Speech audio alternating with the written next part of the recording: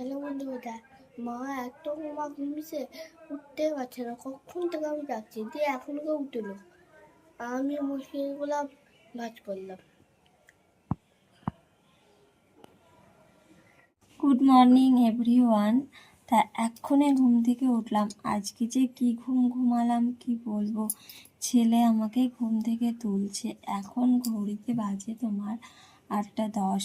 এখনও বিছানা থেকে নামতে পারিনি। সকালকার টিফিন কি চাটা পর্যন্ত খাওয়া হয়নি।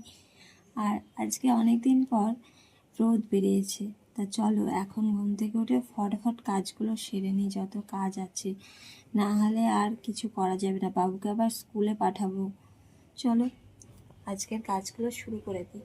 বাবু তুমি কখন উঠেছো? আমি 8টা বাজে কি 30 মিনিট আগে। ওর ব্রাশ করা মুখ ধোয়া সব হয়ে গেছে, আর আমার অবস্থা দেখো, এখনো কিচ্ছু হয়নি। ছেলে আমার আগেই উঠে পড়েছে। আজকে বাইরে রোদ উঠেছে দেখো, এত সুন্দর রোদ বেরিয়েছে যে আর নিচে বসে থাকতে ইচ্ছা করলো না। কারণ প্রচুর জামা কাপড় যেগুলো রোদে শোকায়নি। কদিন ধরে বৃষ্টি লেগে থাকাতে এই যে তারগুলোতে দেখো জামা কাপড় হাফ শুকনো হয়ে ভর্তি হয়ে পড়ে আছে। তা ভাবলাম এত সুন্দর যেহেতু রোদ উঠেছে, আর দেরি করে লাভ নেই, জামা কাপড়গুলো রোদে দিয়ে দিই। আর রোদে শুকিয়ে গেলে কোনো গ্যাস দুর্গন্ধ কিচ্ছু থাকবে না।